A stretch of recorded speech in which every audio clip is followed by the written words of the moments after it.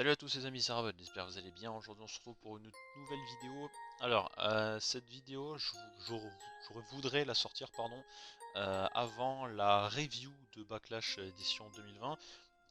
Il aurait dû avoir une preview, bon malheureusement ça s'est pas fait. Euh, mais je pense qu'on fera une review, mais on va dire un peu particulière. Parce que ce qui s'est passé en fait de ce pay-per-view, c'est que bon, si certains le savent, voilà, j'ai regardé chez Monsieur Vipé, comme beaucoup de pay-per-view, et il s'avère que je n'ai, bon déjà j'étais pas spécialement, on va dire, chaud plus que ça, voilà, de base de regarder ce pay-per-view, et en soi, bah, on peut pas être déçu quand on s'attend à quelque chose de mauvais déjà, mais sans trop gâcher l'image de WWE, je vais pas vous le cacher que j'ai vraiment pas aimé du tout ce show et je me suis vraiment ennuyé dedans, et voilà, et je suis pas là pour dénigrer le travail et les efforts qu'essayent de faire les catcheurs de WWE à l'heure actuelle et avec les circonstances. Alors je sais que c'est compliqué, voilà, c'est difficile d'essayer de nous divertir avec ce qu'il y a en ce moment, mais voilà, mais je vais juste faire un aparté vite fait sur la carte et je reviendrai en plus en détail sur quelques matchs. Voilà, et le truc là, c'est que comme en fait ce qu'on est censé faire, la review de Backlash qui devrait être enregistrée du coup le lendemain de Backlash, c'est-à-dire le jour où j'enregistre cette vidéo, c'est-à-dire le 15, voilà, le 15 juin, je voulais pas faire spécialement une review et passer sur toute la carte parce qu'il s'avère que, bon voilà, même VP pendant un moment a eu cette période où il s'est endormi. J'étais pas spécialement là non plus, même si je l'ai pas fait, mais voilà, je vais pas vous cacher, j'ai pas spécialement envie de vous proposer une review où on va parler pendant peut-être une demi-heure, trois quarts d'heure, ce qui est déjà très long je trouve. Et voilà, juste pour vous dire bah, qu'on n'a pas aimé, que c'était chiant, alors peut-être certains d'entre vous ont aimé, et tant mieux pour vous, hein, voilà, je suis pas là pour amener ma phrase en disant c'était nul, faut pas regarder VV, absolument pas. Voilà, mais je dis juste que de mon point de vue, j'ai pas spécialement aimé ce show, et je vous engage dans les commentaires à me dire franchement si vous avez aimé, hein. Voilà, il n'y a pas de souci, bien au contraire, hein, je serais très content d'avoir vos avis. Et voilà, je vais juste faire vite fait défiler la carte, et franchement pour moi le show en soi n'avait pas spécialement mal commencé parce qu'on a eu un kick-off quand même qui était pas dégueu. Voilà, bon, on a eu certes, voilà, il y a eu évidemment une petite intervention de Angel Garza. Voilà, je pars du principe que vous avez vu le show, ouais, donc c'est pas la peine de venir dire que ça spoil, hein. Évidemment, logique, si je parle de Backlash 2020, c'est que voilà, le show est passé, donc techniquement vous êtes censé l'avoir vu, ou au moins les résultats, voilà, sur des sites, vous les connaissez. Voilà, et ouais, donc je regarde là parce que j'ai la carte, et en soi, c'est vrai que Apollo Crews Andrade en soi avait pas spécialement mal commencé, c'était pas un match de folie, mais c'était un très bon kick-off. Ça fait quelques temps, depuis quelques mois maintenant, que WWE nous propose des kick-offs de qualité tout à fait normale, tout à fait propre, et voilà, et on ne demande pas plus pour une rivalité qui n'est pas énorme, mais voilà, le match était quand même plutôt bien, donc j'ai envie de dire ça démarrait bien. Donc voilà, donc c'est pas spécialement en soi là que ça a planté, c'est comparé à la suite en fait. Donc je vais vous faire défiler les matchs, je sais plus spécialement s'il était dans l'ordre ou pas, mais bon, je vais quand même essayer de faire ce que je peux. Je crois que le match d'ouverture c'était le match féminin, peut-être, c'est pas très grave en soi si c'est pas ça. Donc on a donc Sasha Banks Bailey contre Peyton Royce, Billie Kay contre Alexa Bliss et Nikki Cross. Et je vais pas vous le cacher, voilà, comme je le disais en début de vidéo, le pay-per-view ne me hype pas, mais genre pas une seconde, pas une demi-seconde en fait. Et tous les matchs qu'il y avait là, bah, surtout les petits pronostics qu'on s'est fait avec VP, parce qu'on n'a pas fait de preview du coup, mais on l'a fait juste entre nous, je me suis pratiquement pas trompé, je crois que je me suis trompé juste sur un seul match. Et je crois que c'était vraiment beaucoup trop prévisible. Et alors oui, je sais que Sacha Banks et Bailey, bon voilà, on sait que cette semaine elles vont défendre leur titre à NXT. Il y a certaines rumeurs qui disent que Bailey avec deux ceintures, ça devrait durer au moins jusqu'au SummerSlam. Est-ce que c'est vrai, est-ce que c'est faux? Bon, c'est le but d'une rumeur. Franchement, je sais pas. Et voilà, j'ai vraiment pas adhéré au match, j'ai trouvé ça vachement chiant, vachement ennuyant. Voilà, si vous avez le même match, tant mieux pour vous, ouais. Je suis pas là pour vous dire de pas regarder un truc comme ça, tant mieux, ouais. Voilà, après, n'oubliez pas de respecter la vie des autres, voilà, c'est pas parce que je fais une vidéo en disant que ça passe pas spécialement plus qu'il faut forcément m'insulter dans les commentaires, parce que je sais très bien que certains le font sur Twitter, voilà, ça m'est déjà arrivé, bon, je le prends pas mal, hein, ça me fait rire, parce que ça prouve la mentalité des gens qui sont pas matures du tout, voilà, mais bon, c'est pas très grave. Mais voilà en soi, et ce match-là, bah, m'a limite complètement endormi dès le début, j'étais pas dedans, clairement, j'étais pas dedans. Bon voilà, comme dit, je peux pas dans l'ordre, on a eu Jeff Hardy Sheamus où c'est là que bah, je me suis tombé, voilà, j'aurais donné une victoire à Jeff Hardy, mais en soi le match était pas, voilà, c'était pas spécialement dégueu. C'est, je- voilà, j'aurais limite même qu'ils mettent ce match plutôt dans le kick-off et nous laisser un match de championnat dans la carte principale, ce qui en soi fait un peu plus propre que de mettre chaque fois des États-Unis en kick-off, parce que maintenant on va dire des champions des États-Unis, ah bah ouais, bah c'est bien, bah tu fais le kick-off, c'est cool. Et voilà, et je vous dis, c'est pas spécialement une review que je fais là, parce que en soir je ferai une autre vidéo, on va parler de Backlash, mais je le mélangerai avec une partie, VP va donner son commentaire, et moi du coup je le fais à part, parce que comme je dis, j'ai pas envie qu'on parle tous les deux de la même merde, et bon, voilà, c'est pour ça que je préfère faire une vidéo où, sous forme de podcast, moi tout seul là, à l'heure actuelle, et une autre vidéo, ce sera review Backlash, petit morceau plus podcast, où on parlera un peu de ce qui va se passer après, ce qu'on pensera nous. Et voilà, quand du coup Jeff Hardy Sheamus c'était pas dégueu, voilà, victoire de Sheamus en clean, voilà, sur un tombé. Là, bah, sur la liste que j'ai, bon, on a eu les Street Profits contre Montez Ford, Angelo Dawkins contre les Viking Raiders. Bah, on s'attendait à un match parce que tout le monde disait, bah, ça y est, c'est enfin le match. Et en fait, pas du tout, quoi. C'était un mélange de gags avec, voilà, avec WWE qui nous met en mode. Putain les gars, j'ai une idée, on va mettre des ninjas qui vont arriver sur des motos, qui vont les piéger dans un coin, tel une vieille série des années 90, et ça fait tellement cliché quoi. Et puis genre voilà, les gentils ils vont battre tous les méchants, et puis évidemment bah, si on fait des ninjas, bah ninja qui dit japonais, est-ce qu'on n'a pas un japonais dans les vestiaires? Ah bah si, Kira Tozawa, il sert à rien, bah vas-y. Et c'était totalement débile, c'était vraiment débile. Puis à la fin ils ont fait venir un genre de gros ninja, voilà, qui a fait fuir nos héros, on va dire ça, pour un peu d'humour. Et puis voilà, ils se sont retrouvés dans une genre de grosse caisse remplie de poubelles où il y a un arbitre qui a demandé, qu'est-ce que vous faites là, qui a encore dit à, à Ivar qu'il était mignon mais que Eric non. Ouais, bon, ça va les gars, quoi. On a compris. Puis voilà, après ils nous ont sorti, je sais pas, c'était une genre de queue d'alligator, de crocodile qui est apparu, donc du coup ils sont tous sortis. Oh là là, j'ai regardé vite et j'ai fait, mais qu'est-ce qu'on regarde quoi. Et je peux comprendre que peut-être ça peut faire marrer certains d'entre vous, voilà, vous trouvez ça drôle, divertissant, parce que c'est amusant, on voit pas ça souvent.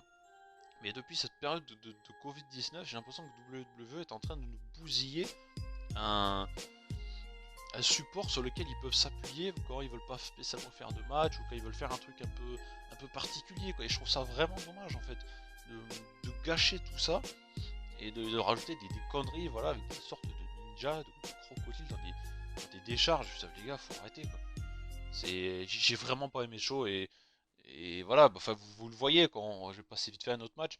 Asuka Nia Jax, bah, ça s'est fini dans une manière totalement voilà. Alors je sais pas si c'est spécialement une mauvaise chose, comme ça on peut dire qu'on protège un peu Nia Jax, mais sur le moment, voilà.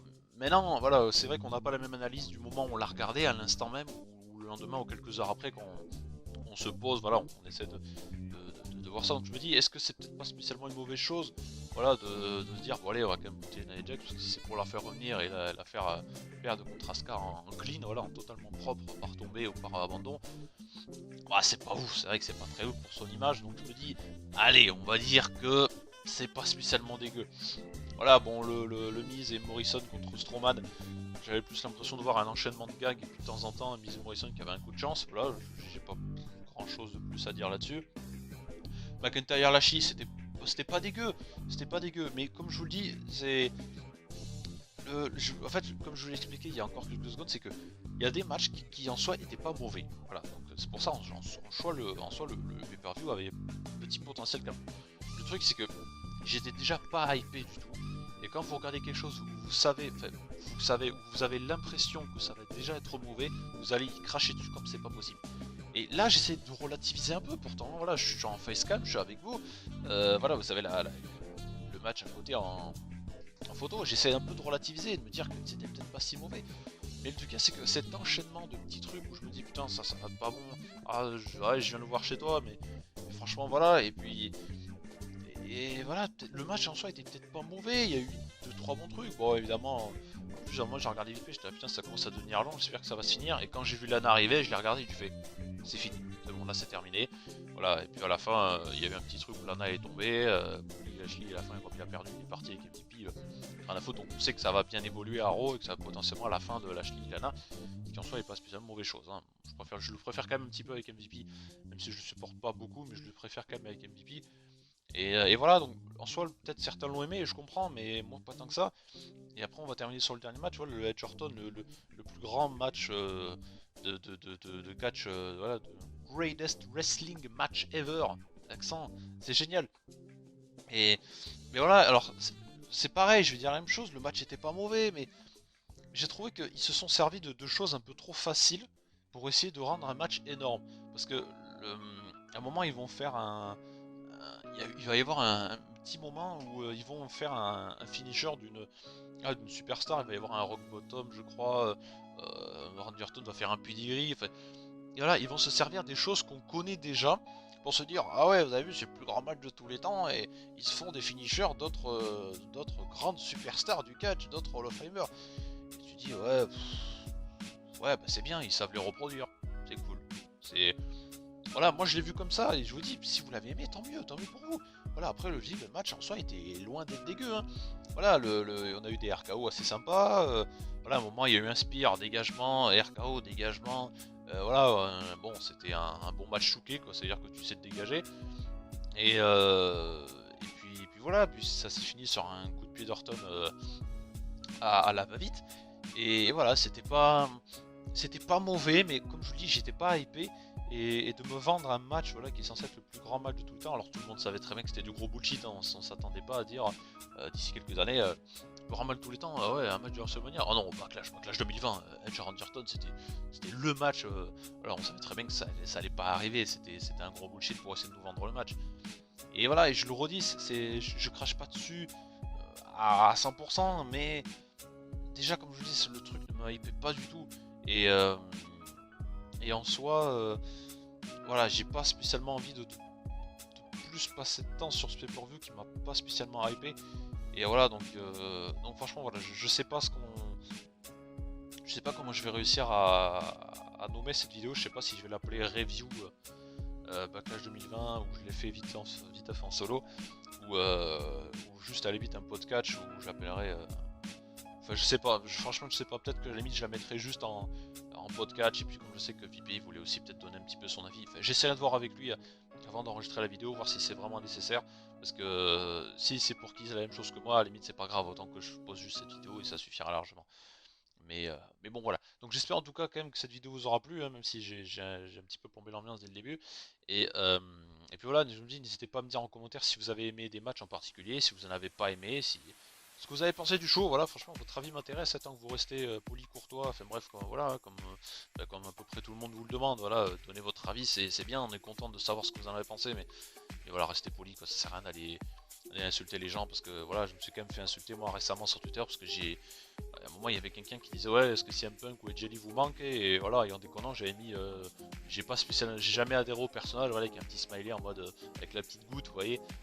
Et voilà, il y a quand même un mec qui m'a dit ah ouais, mais tu connais rien au catch, si t'aimes pas CM Punk, c'est que t'aimes pas le catch. Voilà, arrêtez les conneries, ça fait voilà, pour ceux qui me connaissent, j'ai quand même 20 ans et ça fait 13 ans que je regarde du catch, donc j'ai eu le temps d'en voir passer. Voilà, j'ai peut-être pas toutes les connaissances du monde, mais j'ai eu le temps d'en voir passer. Et bon, là, quand les gens me disent ça, ça me fait plus que donc voilà. Donc, si vous voulez donner votre avis, c'est avec grand plaisir, mais voilà, n'insultez pas, soyez gentil. Ça sert à rien d'être méchant. C'est pas amusant et c'est pas amusant. Voilà, donc en tout cas, j'espère que ce show vous aura plu, hein, voilà, et puis cette vidéo un peu déprimante, un peu coup de gueule, on va dire, mais voilà, mais comme je le redis, je suis pas là pour cracher sur le potentiel talent des superstars qui essaient de vous divertir comme ils peuvent malgré la situation actuelle. Et voilà, c'est quand même bien ce qu'ils font, hein, faut pas non plus trop exagérer, mais voilà, c'est vrai que j'ai pas du tout adhéré à ce Backlash. Et on nous a annoncé du coup, pendant le show Extreme Rules 2020 avec un tout nouveau logo, voilà, tout frais, tout propre, qui aura lieu milieu juillet, je crois, le 18 ou 19, je sais plus exactement. Quand est-ce que ça, mais je sais que c'est milieu juillet. Voilà, donc n'hésitez pas à me suivre sur les réseaux sociaux, voilà, même si je pense que sur le montage que je ferai, voilà, en bas vous aurez tous les liens déjà qui s'afficheront depuis le début, voilà, donc Instagram depuis quelques temps, je commence à m'y mettre. Facebook, bon c'est pas extrêmement grave, mais si vous allez mettre un petit like, ça fait quand même toujours plaisir. Et puis voilà, surtout vous abonner à la chaîne, on est bientôt 100 abonnés, ça ce serait cool.